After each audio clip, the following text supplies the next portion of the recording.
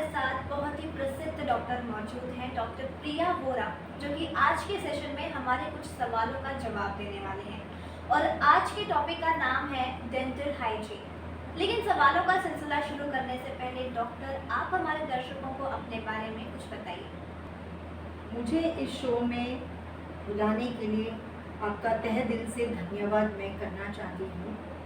मैं डॉक्टर प्रिया ठाकुर हूँ और मैं मुंबई शहर में एक गायनेकोलॉजिस्ट हूँ और मैं 22 इयर्स से प्रैक्टिस कर रही हूँ। मैं Saint Elizabeth hospital, Rukmini hospital, doctor वोराज हॉस्पिटल, वोकार हॉस्पिटल्स, ये सब अस्पतालों में मैं एक गायनेकोलॉजिस्ट का काम करती हूँ। ओके डॉक्टर, और डॉक्टर वो ऐसा कौन सा पल था जब आपने डॉक्टर बनने का फैसला किया था? मैं एक डॉक्टरों के परिवार से हूँ और मेरे माता और पिता बड़े गायनेकोलॉजिस्ट थे। इसके लिए मैंने स्कूल में ही डिसाइड किया था कि मैं यही प्रोफेशन फॉलो करेगी और मैं एक डॉक्टर बन जाएगी। ओके डॉक्टर, तो बढ़ते हैं हमारे पहले सवाल पर। तो पहला सवाल ये है डॉक्टर कि ओरल हाइजीन आखिर होता क्या है? ओरल हाइजीन अपने मुंह को साफ रखना और अपने मुंह को रोग मुक्त करना है, इसका अभ्यास है। हमें रेगुलरली डेंटिस्ट के पास जाना चाहिए और अगर एक्सरे की ज़रूरत है या डेंटिस्ट से जांच करने की ज़रूरत है या उनके ट्रीटमेंट्स की ज़रूरत है, हमें नियमित रूप से करनी चाहिए। हमें रोज़ दांतों को साफ सुथरा रखना चाहिए, ब्रश करना चाहिए और डेंटल फ्लॉस भी ज़रूरी है।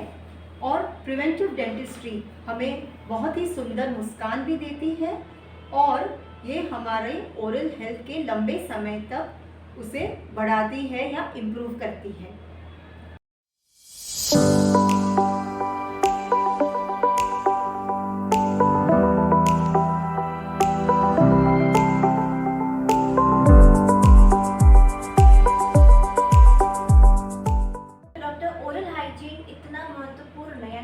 इम्पॉर्टेंट क्यों है और ये बॉडी के ओवरऑल हेल्थ पर कैसे इफेक्ट करता है? ओरल हाइजीन हमारे बॉडी के लिए बहुत ही इम्पॉर्टेंट है। हमें ये दिखाना है कि ये इम्पॉर्टेंट क्यों है, हमें जानना ये बहुत ही ज़रूरी है। ये अपने बॉडी का एक विंडो है और वो अपने ओवरऑल हेल्थ का भी डिपेंड, अगर हेल्थ अच्छी है ओरल हेल्थ की तो ही हमारी बॉडी भी स्वस्थ रहेगी। आपको मालूम है कि रेस्पिरेटरी ट्रैक्ट, जैसे हम मुंह से ही श्वास लेते हैं या हम मुंह से ही खाना खाते हैं और हमारे मुंह में भी बैक्टीरिया होते हैं, पर हमारे डिफेंस मैकेनिज्म्स जो बॉडी में होते हैं वो ये कीटाणु या ये बैक्टीरिया को कंट्रोल में रखते हैं। पर अगर किसी भी कारण से ओरल हेल्थ खराब हो जाती है तो ये बैक्टीरिया क्या अमाउंट या नंबर ये इंक्रीज हो जाता है और ये हमारे बॉडी के लिए, हमारे शरीर में अलग अलग की बीमारियां फैलाती है। जैसे हार्ट के वाल्व्स का कंडीशन जो एंडोकार्डाइटिस हम लोग कहते हैं, इसकी इन्फेक्शंस बढ़ती है। किसी को निमोनिया जैसे बीमारियां का भी शिकार होना पड़ता है और प्रेगनेंसी में भी यह बहुत ही इम्पॉर्टेंट है ओरल हाइजीन बरकरार रखना, क्योंकि प्रेगनेंसी में कभी कभी pre term delivery, that is जन्म के पहले बच्चा बाहर आ सकता है और अंडरवेट बच्चे, that is low birth weight, ये भी हो सकता है अगर हमारा ओरल हेल्थ पुअर हो और इनका ट्रीटमेंट हम नहीं सही तरीके से करते हैं। डॉक्टर, पुअर ओरल हाइजीन के साइंस क्या हैं? पुअर ओरल हाइजीन के बहुत से लक्षण होते हैं।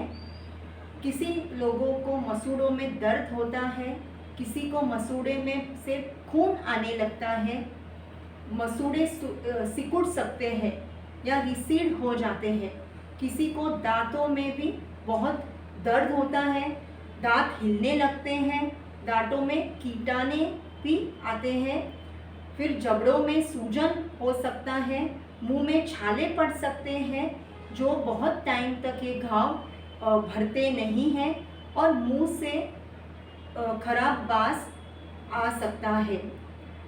ये सब लक्षण है जिससे हमको ये समझता है कि ओरल हाइजीन खराब है।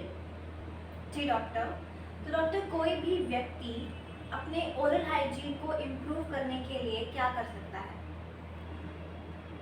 ओरल हाइजीन को इम्प्रूव करने के लिए हमें डेली 2 टाइम कम से कम ब्रश करना ही चाहिए। हमें रोज़ डेंटल फ्लॉस भी करना चाहिए। हमें रेगुलरली दांतों के डॉक्टर के पास जाना चाहिए और रेगुलर चेकअप्स करवानी चाहिए। अगर दांतों में कीटाणु हैं या कैरीज हैं, हमें उनका नियमित रूप से ट्रीटमेंट करना चाहिए। अगर एक्सरे की ज़रूरत है तो वो भी हमें ज़रूर करना चाहिए। और अलग अलग किस्म के माउथ वॉशेस भी होते हैं जिससे हम हमारे दांतों के दांत स्वच्छ रख सकते हैं और प्लाक्स और टाटर जैसे चीज़ें निकाल सकते हैं और फ्रेश हाइजीन होता है और फ्रेश ओरल ब्रेथ भी होता है।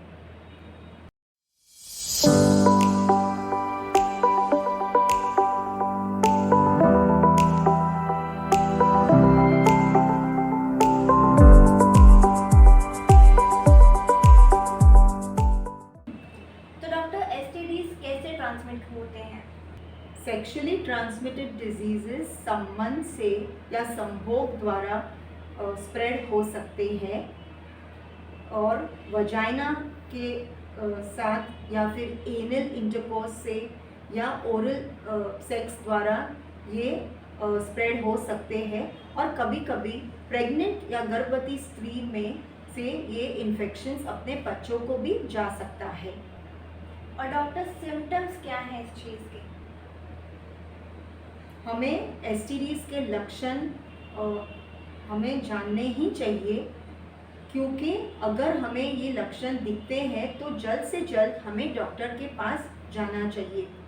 किसी को वजाइनल से या एनस से या पीनस से गंदा डिस्चार्ज आता है, किसी को वजाइना से खून दिखने लगता है, फिर पेट के नीचे के हिस्से में दर्द होने लगता है, पेनिट्रेटिव सेक्स के दौरान बहुत ही दर्द होता है और गंदा पानी या खून बहता है और पेशाब के टाइम या यूरिन करते टाइम उनको जलन होती है और गुप्तांग में या अपने प्राइवेट पार्ट्स में रैशेस हो सकते हैं और उधर जख्म या घाव होता है और किसी को खुजली भी हो सकती है। तो डॉक्टर ऐसे कौन से टिपिकल एसटीडीज हैं जो माउथ को अफेक्ट कर सकते हैं?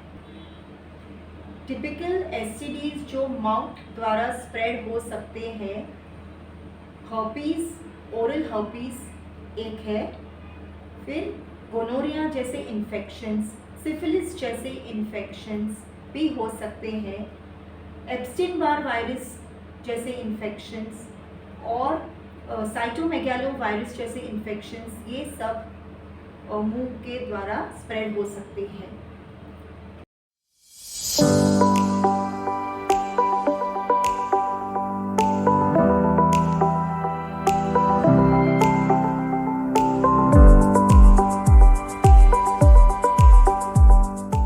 सिफिलिस के तरह के स्टेजेस क्या हैं?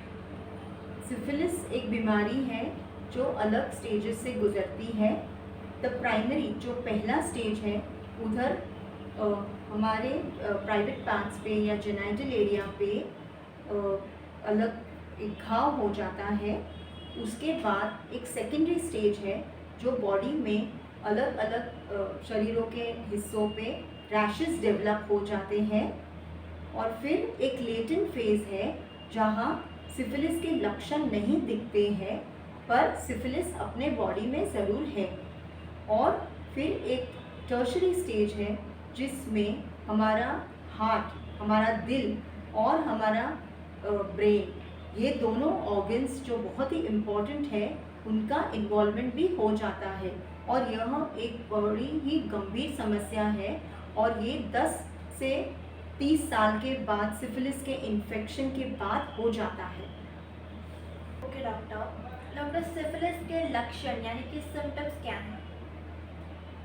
सिफिलिस के पेशेंट्स को सिर दर्द होता है, बहुत लोगों का वज़न घटने लगता है और उन्हें घुटनों में दर्द या जोड़ों में दर्द होता है, बुखार हो जाता है, मुंह में छाले भी पड़ सकते हैं या गुप्तांग में लीजन्स हो जाते हैं और उन्हें फटीग जैसे थकान जल्दी महसूस हो जाती है और उन्हें कभी कभी लिम्फ नोड्स जो हम बोलते हैं वो उनमें स्वेलिंग या सूजन हो जाते हैं। और डॉक्टर गोनोरिया के सिम्टम्स क्या हैं?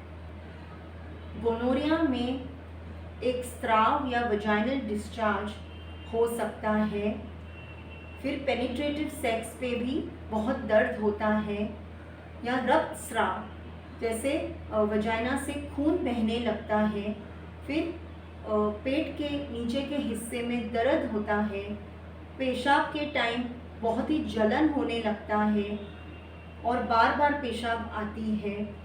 किसी अगर इन्फेक्शन बहुत सीवियर है तो बुखार भी हो सकता है। तो वक्त आ गया है एक छोटे से ब्रेक का, मिलते हैं कुछ ही देर में।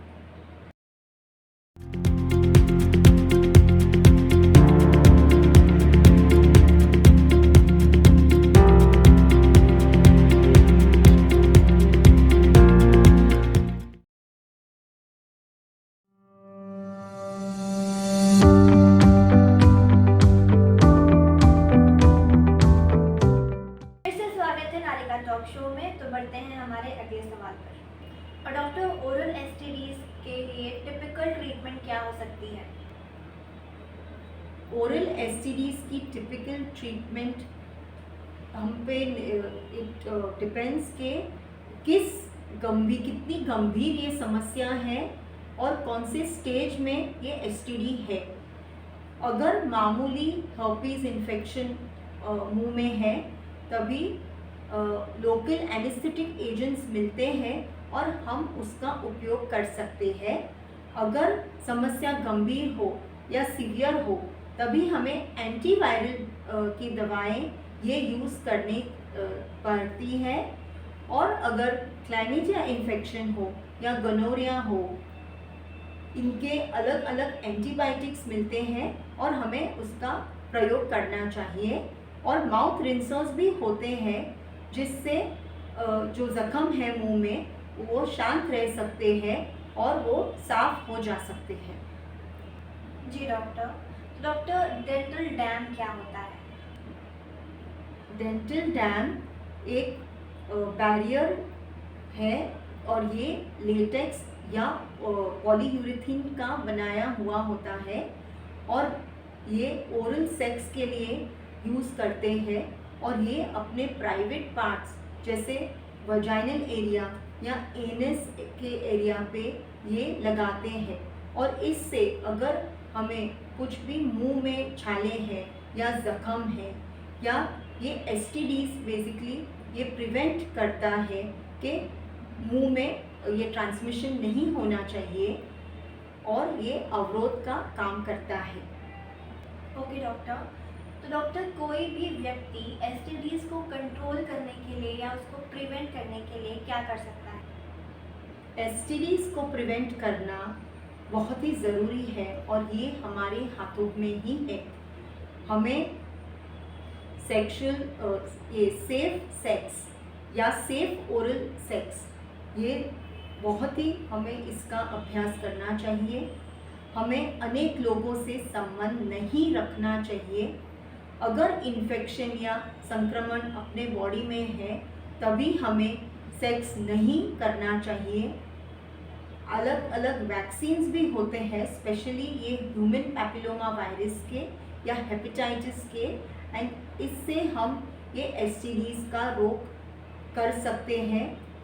हमें ये हेल्थ के डॉक्टर्स जो एसटीडीज के ट्रीटमेंट्स करते हैं हमें जाके अगर हमें लगता है कि हमारे बॉडी में कोई भी लक्षण ऐसे है हमें जल्द से जल्द उसका उपचार या ट्रीटमेंट करना चाहिए।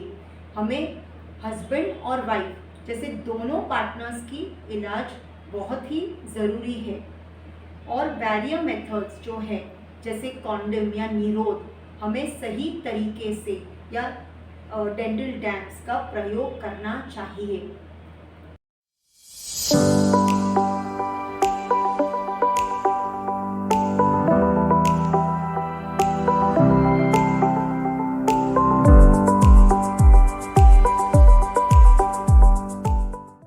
और डॉक्टर एसटीडी से कैसे टेस्ट किया जा सकता है?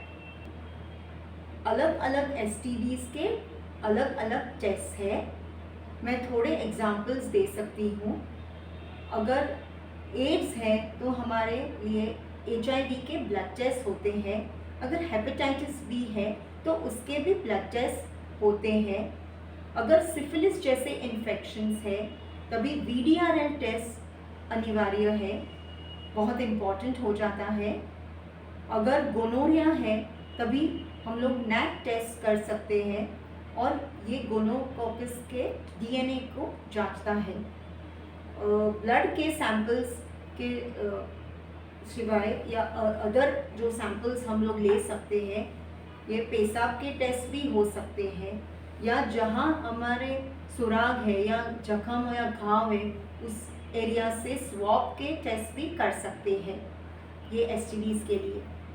धन्यवाद डॉक्टर। और डॉक्टर ऐसे कौन से ओरल हाइजीन प्रोडक्ट्स हैं जिसे पर्सन्स को, किसी भी व्यक्ति को यूज़ करने चाहिए?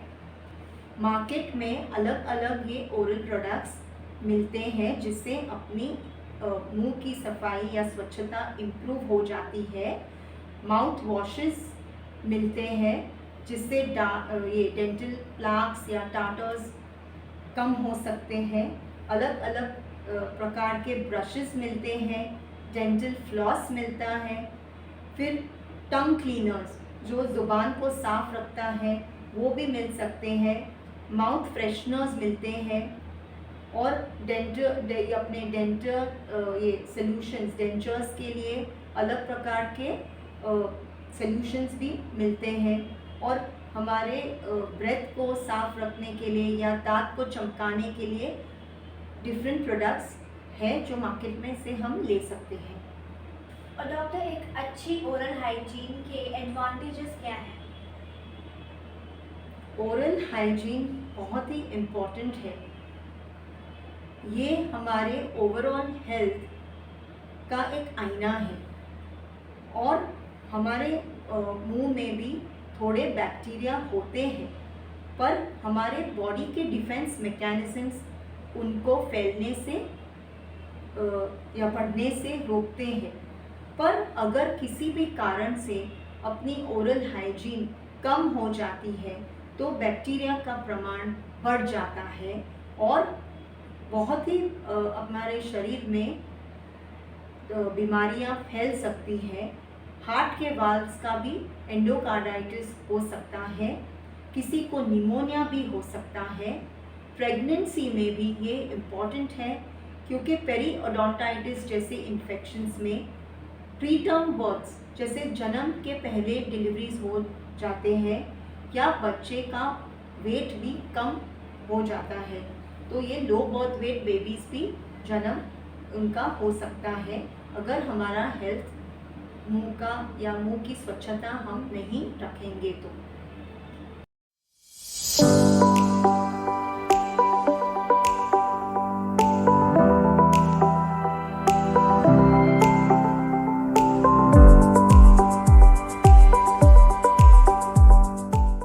और डॉक्टर कोई भी व्यक्ति अपने एग्जाम्स या क्लीनिंग्स के लिए अपने डेंटिस्ट को कब देख सकता है? कोई भी व्यक्ति डेंटिस्ट को या दांत के डॉक्टर को साल में 2 बार तो कम से कम जाना ही चाहिए। और अगर उनको कुछ भी तकलीफ़ है, जैसे उनको अगर कैरीज है, उनके कीटाणु हैं दांतों में, तो डेंटिस्ट भी लगातार उनके ट्रीटमेंट्स के लिए हमें जाना चाहिए और वो डेंटिस्ट डिसाइड कर सकता है कि कितनी फ्रीक्वेंसी में या कितने जल्दी उनको बुलाना चाहिए। और अगर प्रेगनेंसी भी हमें इम्पॉर्टेंट है कि ये हमारी स्वच्छता दांतों की रखनी ही चाहिए, और प्रेग्नेंट लेडीज़ को भी डेंटिस्ट के पास जाना चाहिए। और अगर हमें कोई भी इलेक्टिव प्रोसीजर दांतों का करना चाहिए तो बीच के भाग प्रेगनेंसी का जो सेकंड तिमाहा है, सेकंड ट्राइमेस्टर है, वो सेफ है और हमें हिचकिचाना नहीं चाहिए। तो डॉक्टर, महिला की प्रेगनेंसी के वक्त ऐसे कौन से डेंटल प्रॉब्लम्स हैं जो उन्हें फेस करने पड़ सकते हैं और इन्हें ठीक कैसे किया जा सकता है? प्रेगनेंसी में बहुत से चेंजेस होते हैं हमारी बॉडी में, और प्रेगनेंसी के हार्मोन्स जो ईस्ट्रोजन और प्रोजेस्टेरॉन ये बढ़ जाता है। बहुत से गर्भवती स्त्रियों को उल्टियाँ होने लगती हैं, उनके खाने के पैटर्न्स ऑल्टर हो जाते हैं और ये हार्मोन्स के कारण हड्डियाँ और दांत भी लूज हो सकते हैं। बहुत से स्त्रियाँ को दांतों की सड़न हो जाती है या कैरीज या डीके इन द दांत हो जाते हैं, और इसके कारण ये बच्चों को भी उनके दांतों को भी इफ़ेक्ट हो सकता है इस पर। फिर किसी स्त्रियों को दांतों के इरोजन्स हो जाते हैं या इनेमल के इरोजन हो जाता है। फिर जिंजिवाइटिस एक संक्रमण है जिसमें मसूड़ों में दर्द होने लगता है और खून जाने लगता है, उसमें इन्फेक्शन हो जाता है और उन्हें बहुत दर्द हो जाता है। और पेरीओडोंटाइटिस एक सीवियर फॉर्म है और इसका इलाज बहुत ही ज़रूरी है क्योंकि इसके कारण प्री टर्म बर्थ्स और लो बर्थ वेट बेबीज़ हो सकते हैं। धन्यवाद डॉक्टर, ये काफ़ी इंफॉर्मेटिव रिस्पॉन्स रहा था आपका और मैं आशा करती हूँ कि ये सेशन आप सभी के लिए काफ़ी हेल्पफुल और बेनिफिशियल रहा होगा। लेकिन जाने से पहले डॉक्टर, आप हमारे दर्शकों के लिए कुछ चंद शब्द कहिए। मुंह की स्वच्छता हमारे लिए बहुत ही ज़रूरी है और हमें कभी भी इसका इलाज या डेंटल ट्रीटमेंट करने से हमें हिचकिचाना नहीं। हमें नियमित रूप से हमारे डेंटिस्ट के पास जाना ही चाहिए। अगर जांच करवानी चाहिए, अगर एक्सरे की ज़रूरत है या ट्रीटमेंट्स की ज़रूरत है, हमें करनी ही चाहिए। प्रेगनेंसी में भी गर्भवती स्त्रियों को दांत की स्वच्छता रखनी ही चाहिए और अगर कोई भी ट्रीटमेंट करनी पड़ी तो सेकेंड ट्राइमेस्टर बहुत ही सेफ पीरियड है और ये आराम से उसमें ट्रीटमेंट्स कर सकते हैं।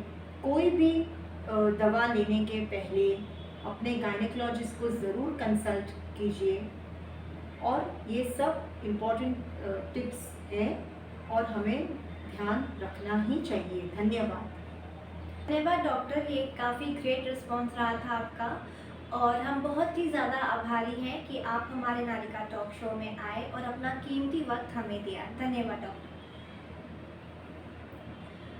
तो मिलते हैं फिर अगले सेशन में और भी दिलचस्प टॉपिक के साथ। तब तक के लिए to all the lovely viewers, stay tuned, stay happy and stay safe.